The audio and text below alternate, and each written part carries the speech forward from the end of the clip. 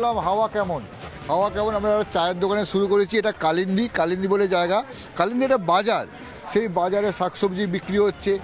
আমরা এই সময় শুরু করলাম হাওয়া কেমন, কারণ হাওয়া কেমন জানতে বাজারের থেকে ভালো আর কিছু হতে পারে না। ঠিক সেই জায়গাটা দাঁড়িয়ে আমরা কথা বলবো সাধারণ মানুষের সঙ্গে।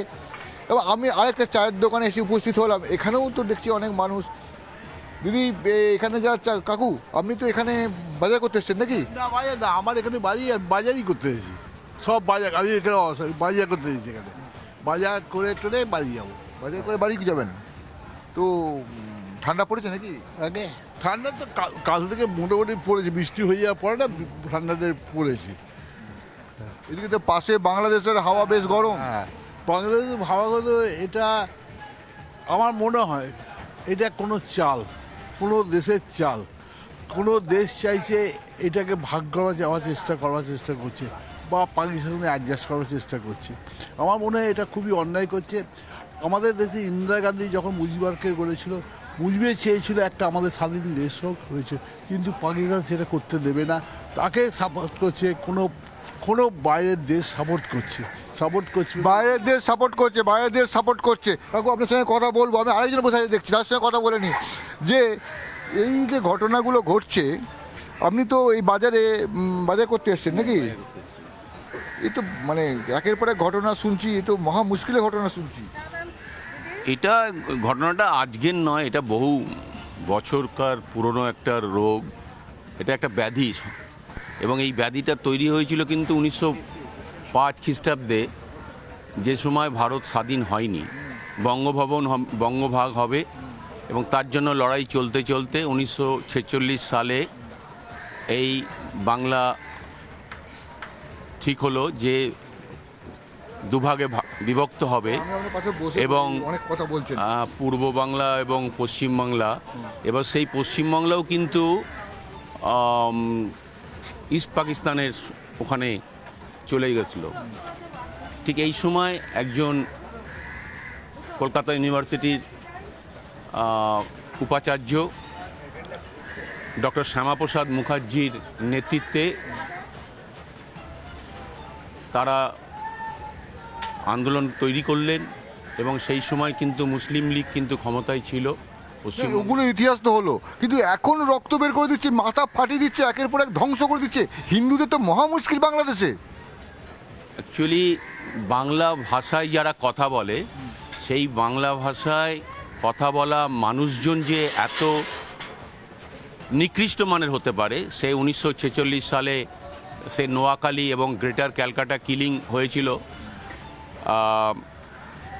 এখনকার যারা বর্তমান সমাজে তারা কিন্তু জানে না, সেই সময় গোপাল মুখার্জি, এই গোপাল পাঠা আমি বলি না, কারণ উনি ব্রাহ্মণবাড়ির ছেলে। গোপাল মুখার্জি বলি, পাঠা বলতে আমি দ্বিধাগ্রস্ত হই। সেই গোপাল মুখার্জির নেতৃত্বে সমস্ত ক্লাবগুলোকে, হিন্দু ক্লাবগুলোকে একতাবদ্ধ না করলে আরও ক্ষতি হতো। বেশ কয়েক হাজার হিন্দু সেই সময় নিধন হয়। নোয়াখালীতেও এই জিনিস হয়েছিল। এরপরে ওই সময় যখন স্বাধীনতা আমরা পেলাম, তখন কিন্তু বাংলাদেশে 28% কিন্তু হিন্দু ছিল।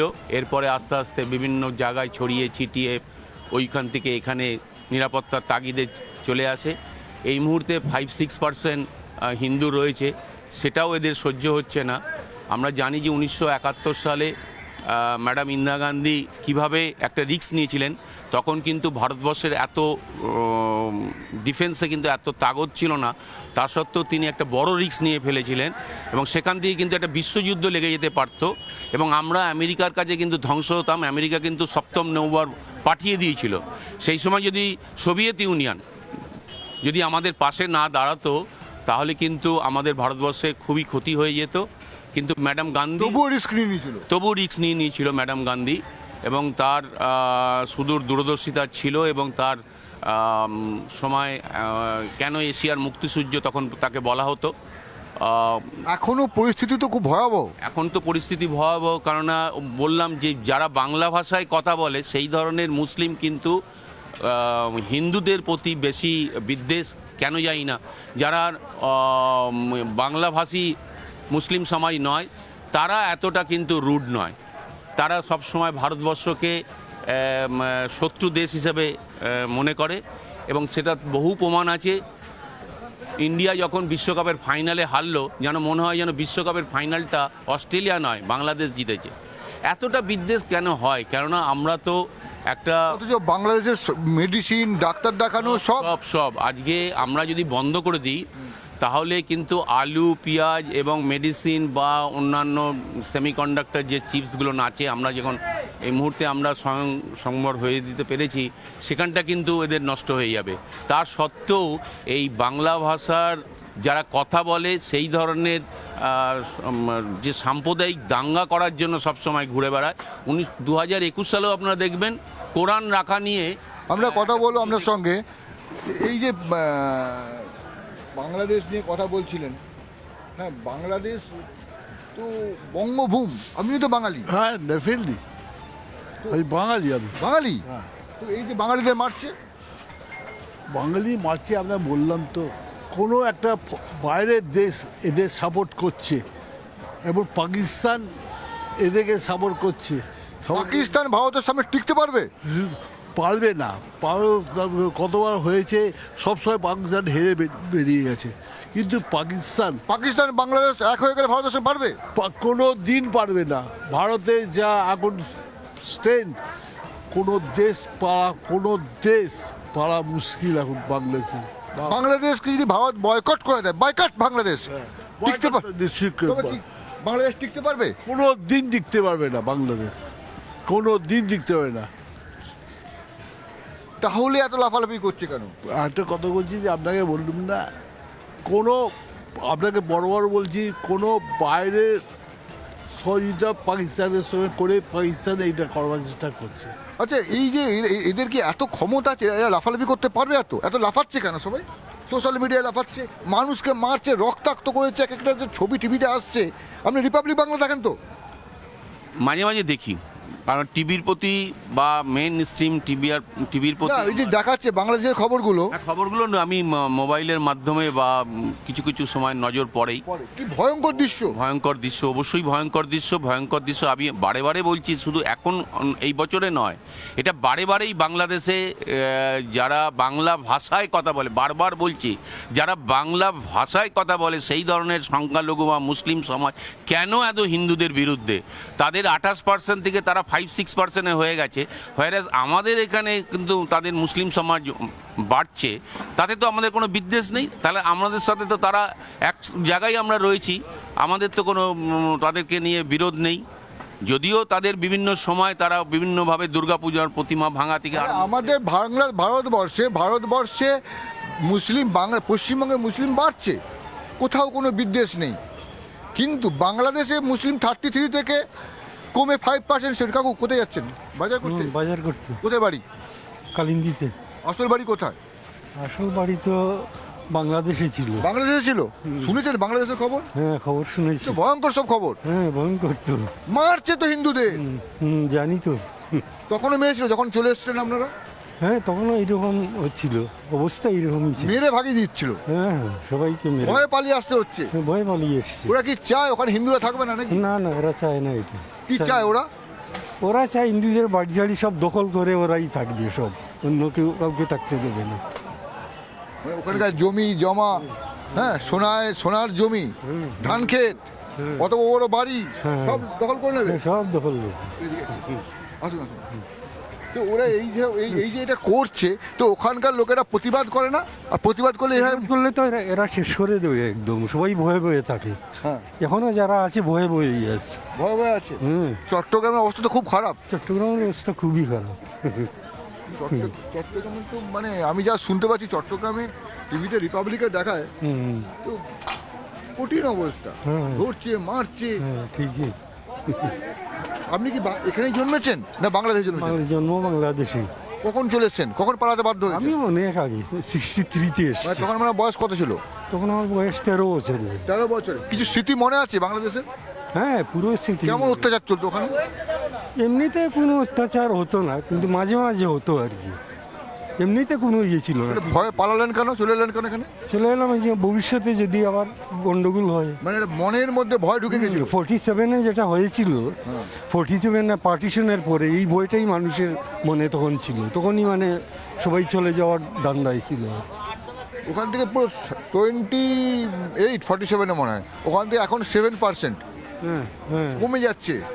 কমে যাচ্ছে। এখনো তো বেদার মারছে। হ্যাঁ, এখন বেদার মারছে, যা নিউজে যা শুনি সাংঘাতিক অবস্থা। যেতে ইচ্ছে, বিশেষ করে আপনার চট্টগ্রাম, তারপর আপনার ধরেন ময়মনসিংহ ডিস্ট্রিক্ট, এইসব জায়গাতে। আমাদের সিলেট ডিস্ট্রিক্টে অবশ্য কিছুটা কম আছে, এতটা নয়। ইচ্ছে করে যেতে বাংলাদেশ। গিয়েছি, মাঝখানটায় গিয়েছি, তখন কি দেখলেন? তখন ঠিকই ছিল, তখন ঠিকই ছিল। ওখানে ভাষাটাও তো পাল্টে গেছে বলছে, কেমন অন্য ধরনের ভাষা বলে, বাঙালির ভাষা তো বলে না, ওরা আরবি ভাষার সঙ্গে অনেক ভিড় ঢুকেছে। না, সিলেটি ভাষা আর চট্টগ্রামের ভাষাটা একটু আলাদা, আর নাহলে সবাই বাংলা ভাষাই বলে। ওই বাঙাল ভাষা হিসাবেই বলে। তো ওখানে বাংলা ভাষার মধ্যে অন্য ভাষা, আরবি ভাষার প্রভাব দেখা গেছে বেশি?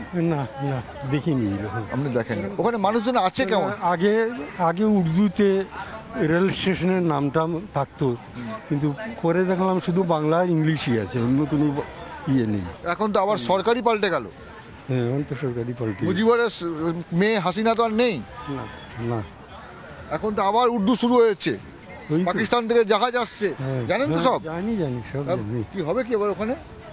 পাশের হবে, দেশে তা যদি তো এরকম হয়। জানবে কি হবে না হবে এটা। তো বাজার করতে এসছেন, কেমন আছেন বলুন? ভালো আছি। তো ঠান্ডা পড়েছে নাকি জোরদার? হ্যাঁ, ঠান্ডা একটু পড়েছে, আমার ঠান্ডা লেগেছিল। বাড়ি কোথায়, আসল বাড়ি কোথায়? আসল বাড়ি আমাদের ছিল ঢাকা ডিস্ট্রিক্টে। ঢাকা ডিস্ট্রিক্টের লোক? আচ্ছা। তো এখন আমরা তো এখন এখানেই। এখন তো কলকাতায় চলে এসেছেন, শুনেছেন? না, আমরা আনডিভাইডেড বেঙ্গলেই এসছি আমরা এখানে আচ্ছা আচ্ছা। অ্যাকচুয়ালি। তো ঢাকার খবর শুনছেন সব? হ্যাঁ, শুনছি। ভালো তো নয়। না, ভালো নয় নিশ্চয়ই। আমার আত্মীয় স্বজন এখনও আছে ওইখানে। আমাদের দেশে কোনোদিন অবশ্য মানে মৌলবাদীদের ইয়ে হয়নি। তো এখন তো শুনছি যে মানে খুবই খারাপ অবস্থা।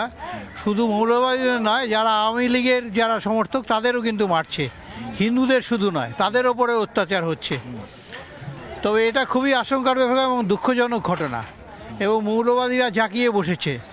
এবং এর পেছনে কি বলবো আপনাকে, আমার বলতে কোনো দ্বিধা নেই, আন্তর্জাতিক চক্রান্ত আছে এটাকে টপল করার। চট্টগ্রামে তো মানে রক্তাক্ত অবস্থা, সেটা টিভিতে যা দেখেছি সেইটুকুনি। আমার তো আপনার আত্মীয় স্বজনের সঙ্গে কথা হয়েছে? না, আত্মীয় স্বজনের সঙ্গে ডাইরেক্ট কথা হয়নি, কিন্তু অন্য লোকের মারফত আমি খবর পেয়েছি তারা সব সেফই আছে। কিন্তু মানে আমাদের অঞ্চলে কোনদিন হিন্দু মুসলমান, ওখানে লোকেদের এত হিন্দু কমে গেল, রায়ট হয়নি, কিছু হয়নি, হিন্দুরা সব পালিয়ে এলো কেন এখানে? সেটা পালিয়ে আসছে না। এখান থেকেও শুনুন, দুটো দিক আছে। এখান থেকেও যে যারা মুসলমান যারা যাচ্ছে সেই খবরটা কিন্তু আমরা রাখি না। আচ্ছা। বোদ্দা সাইড কিন্তু তাদের এদিক ওদিক হচ্ছে, এখানে তো মুসলমানের সংখ্যা অনেক বেড়েছে। বর্ডার এলাকা আপনি দেখবেন সেখানেও কিন্তু মুসলমান কমে যাচ্ছে। বাংলাদেশে যখন আমি নিজে জানি এটা, যে এখান থেকে আমরা সেই খবরটা রাখি না। আমরা একটা দিক থেকে দেখতে গেলে আমরাও কিন্তু মৌলবাদের সঙ্গে জড়িয়ে পড়ছি। আচ্ছা। না, আমার যেটা প্রশ্ন, Secularism করি। আমার যেটা প্রশ্ন, সেকুলারিজম, মৌলবাদ, ওগুলো তো অন্য বড় বড় ব্যাপার। আমরা যেটা বোঝার সেটা হচ্ছে বাংলাদেশে যখন স্বাধীনতা হচ্ছে বা স্বাধীনতার পরটায় 33% হিন্দু ছিল, এখন বাংলাদেশে 7% হিন্দু। পশ্চিমবঙ্গে কত মুসলমান ছিল, এখন কত পার্সেন্ট মুসলমান আপনারা জানেন। তাহলে যদি যেটা আপনি বলছেন সেটা তো নয়, তাহলে এখানে বাড়ছে, ওখানে এখানে একটা চাপ আছে। একটা জিনিস মনে রাখতে হবে, আমরা এগুলো ওইভাবে খবর রাখি না, যে পাকিস্তানেও কিন্তু এখনো হিন্দু আছে, গুজরাটিরাও আছে, বাংলাদেশেও আছে, কিন্তু একজন দুজন হিন্দুরা আমি বলছি হিন্দুদের ওপর একটা চাপ আছে। ঠিক এইখানে যেরকম একটা এখানে ফেডারেল স্ট্রাকচার, আর ওইখানে মানে একনায়কতন্ত্র বলা যায়, হাসিনা একাই, মানে অত্যাচার হচ্ছে, অত্যাচার। হিন্দুরা কি এমনি চলে আসছে? তাদের নিজস্ব একটা চাপ আছে। নুন তাদের আপনি বাজার থেকে চলে যাচ্ছেন? আচ্ছা, ঠিক আছে, আমি ওনার সঙ্গে কথা বলি, তারপর আমি আরেকজনের সঙ্গে কথা বলবো। হ্যাঁ, এখানে এক একজন এক এক রকমের কথা বলছেন। হিন্দুরা চলে আসছেন, কি চাপ আছে এখানে একতন্ত্র সেটা দেখেছি। একজন দেখছি বাজার করছে লিখে লিখে। কাকু, লিখে লিখে বাজার করছেন কেন? দামটা দামটা লিখে লিখে বাজার করছেন? হ্যাঁ বলুন। দাম কি বেড়ে গেছে নাকি খুব? না বাড়েনি, হিসাব করতে হতো এতগুলো দিয়ে, ও একটা হিসাব করে, আমি একটা কি হিসাব। সুন্দর হিসেব দেখো, এখানে হিসেব করে। ও বাড়ি কোথায়? এই কালিন্দি। আসল বাড়ি কোথায়? আসল খুলনা। খুলনা, বাংলাদেশ। বাংলাদেশ ছিল, ছিল, এখন আর নেই। এখন যাই না। যেতে ভয় পান? না এখন ভয় পাই, পেতাম আগে, কারণ ধরে রাখবে কি কথা, গভর্নমেন্ট এমপ্লয়ি ছিলাম, সেই জন্যে। আপনি ওখানে চাকরি করতেন? না আমি এখানে চাকরি করতাম, বাংলাদেশে কোথায় বাড়ি? খুলনা বাগেরহাট। কোথায়? বাগেরহাট দশরে। খুব ভয়ঙ্কর অবস্থা তো ওখানে, হ্যাঁ ভয়ঙ্কর অবস্থা। দৌড়ে দৌড়ে মারছে হিন্দুদের। শুনছি তাই, কাগজে পড়ছি, টিভিতে দেখছি। আপনি যখন কখনো খুলনায় কতদিন ছিলেন খুলনায়? খুলনা আমি ক্লাস 9 পর্যন্ত পড়ছি। মানে আপনি পুরো দেখেছেন তখন তো 9 মানে তো বড়। হ্যাঁ বড়। তখন তো অত্যাচার হতো। না তখন তো বাংলাদেশ সবে ডিক্লেয়ার হয়েছে, পাকিস্তান ডিক্লেয়ার হয়েছে 1947, হ্যাঁ। তারপরে চলে এসছি, আচ্ছা। 48 সালে চলে এসছি। তারপর একের পর এক অশান্তি, হিন্দুরা পালিয়ে এলো সব। সে তো করাই যাবে, আমরাও পালিয়ে এসছি, বাড়ি তো ছেড়ে দিই। বাড়ি ঘর সব ছেড়ে চলে এসছে। হ্যাঁ। দুঃখ হয়নি? হলে কি করবেন? মেরে দেবে না তো নাকি? না মেরে দেবে না, এইখানে এসে দুঃখ করে লাভ কি আছে? পালালেন কেন? পালার মকানে থাকা যাবে না। কেন থাকা যাবে না? আপনার বাড়ি, আপনার ঘর। থাকা যাচ্ছে কি এখন? সেই একই কথাই, মেরে দিচ্ছে, মেরে দিচ্ছে, কেটে দিচ্ছে। ঘর বাড়ি নিয়ে নিচ্ছে, হিন্দুদের মারছে, কাটছে। কাটছে মারছে তো আর দেখতে পাচ্ছি না। আপনি কেন এসছেন? আমি তো 1948 এসছি, আপনার পার্টিশনে। পার্টিশন, হ্যাঁ। পার্টিশনের পর ভয় হচ্ছিল। ভয় হচ্ছিল। এখনো চট্টগ্রামে মারতে শুনেছেন? আর শুনিনি, শুনতে পাচ্ছি, কাগজে দেখতে পাচ্ছি। ভালো লাগে? সে তো আমার কিছু করার নেই, ভালো মন্দ আপনার নিজের উপর, পরের উপর। এই যে বাজার করছেন, হ্যাঁ আপনার মনে আছে বাংলাদেশে বাজার কখনো করেছেন ছোট বয়সে? যা করেছি, কেমন ছিল ওখানটা? সস্তা ছিল। সস্তা ছিল। হ্যাঁ, একখানা ডিম, একখানা ডিম ছিল, এখন 7 টাকা ডিম। এখন তো বাংলাদেশ এখান থেকে ডিম নিচ্ছে। বাংলাদেশ তো আবার গ্যাস দিচ্ছে দেখি, ইনসু বলছে যে গ্যাস বন্ধ করে দেবো। ওটা কি গ্যাস দেয় আমাদের ইন্ডিয়াকে? ভগবান জানে। সে আমিও তো জানি না, দেখি ওগুলো গ্যাস বাংলাদেশে কিছু দেওয়ার আছে? না, কিছুই নেই। তবে দেয় কি করে? কি জানি, সবই তো ইন্ডিয়ার থেকে যায়, আলু পেঁয়াজ সবই না গেলে খাবে কি? ও তাতে এত দেমাক কিসের? দেবাক আছে। হিন্দুদের মারবে 5% করে দিচ্ছে। 5%, সে তো আপনি মারুন এখানে। বদলা, হিন্দুরা তো বদলা নেয় না। নেয় না আসলে তাহলে চলুন এইরকম থাকবে।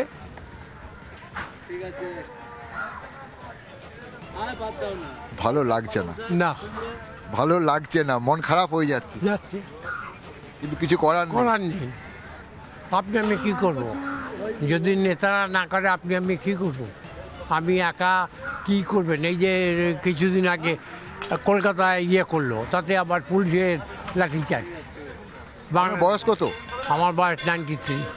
93? Yes. 93? আমরা 100 বছর বয়সে আসবো আপনার সে হাওয়া কেমন জানতে। হাওয়া কেমন জানতে রিপাবলিকে এখন যার সঙ্গে কথা বললাম, তার 93 বছর বয়স। এবার যখন 100 বছর বয়স ওনার হবেন, আমরা আসবো আবার, তাই তো? আসবেন আসবেন। আসবো, জানবো বাজারের কথা। আর এই দেখো হিসেব করে বাজার, ছোট্ট হিসেব, এখানে দর দাম সব লেখা আছে।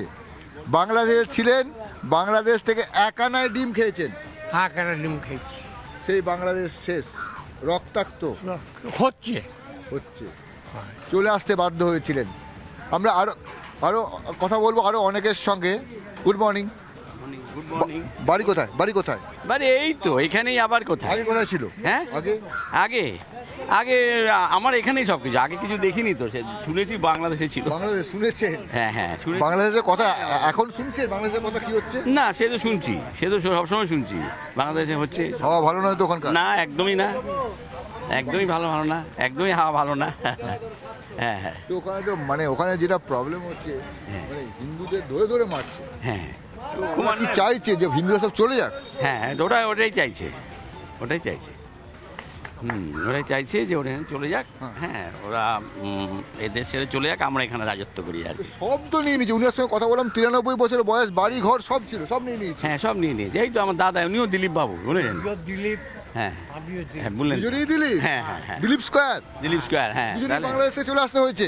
হ্যাঁ না চলে আসতে হয়েছে মানে আমরা চলে আসাটা দেখিনি, আমরা এখানেই সব কিছু, মানে এখানেই জন্ম কর্ম, শুনেছি ওখানে ওই পারে ছিল, তারপরে ব্যাস এখানে এসে এখানেই লেখাপড়া, এখানেই সমস্ত কিছু কাজকর্ম, এখানেই মোটামুটি এখন না এখন এখন দাঁড়িয়ে গেছেন, ভারতবর্ষে দাঁড়িয়ে গেছি, সোজা হয়ে দাঁড়িয়ে আছি। হ্যাঁ, সোজা হয়ে। বাংলাদেশে দাঁড়ানো যাচ্ছিল না, বেঁকে যাচ্ছিল। বেঁকে বাংলাদেশে বেঁকেই ছিল, বেঁকেই আছে। বেঁকেই আছে, বাংলাদেশ বেঁকেই আছে। বেঁকেই আছে। আজকে হাওয়া কেমন? আমরা হাওয়ার যখন করছিলাম, আমরা ফুলকপি, শাক, বেগুন দরদাম করিনি। আমরা মানুষের কাছে জানতে চেয়েছিলাম বাংলাদেশের খবর। আমার সঙ্গে দাঁড়িয়ে ছিলেন 93 বছরের একজন মানুষ, যিনি বাংলাদেশে ক্লাস 9 অবধি ছিলেন। সব পালিয়ে আসতে বাধ্য হয়েছে, অত বড় বাড়ি, জমি, ধর সব ছেড়ে পালাতে বাধ্য হয়েছে। তার কারণটা কি? বাংলাদেশে তারা ভালো ছিল না, বাংলাদেশে ভালো থাকতে পারছিল না, পালাতে বাধ্য হয়েছিল। এখন চট্টগ্রামের খবর শুনে মন খারাপ হয়ে যায়। তাদের কাছে জানলাম, তারা বলল বাংলাদেশের হাওয়া বড় খারাপ বাংলাদেশের হাওয়া। সেই মন খারাপ করা হাওয়া নিয়ে আজকের হাওয়া কেমন এখানেই শেষ করলাম। আগামীকাল আরও অন্য অনেকের সঙ্গে কথা বলবো, জানবো হাওয়া কেমন।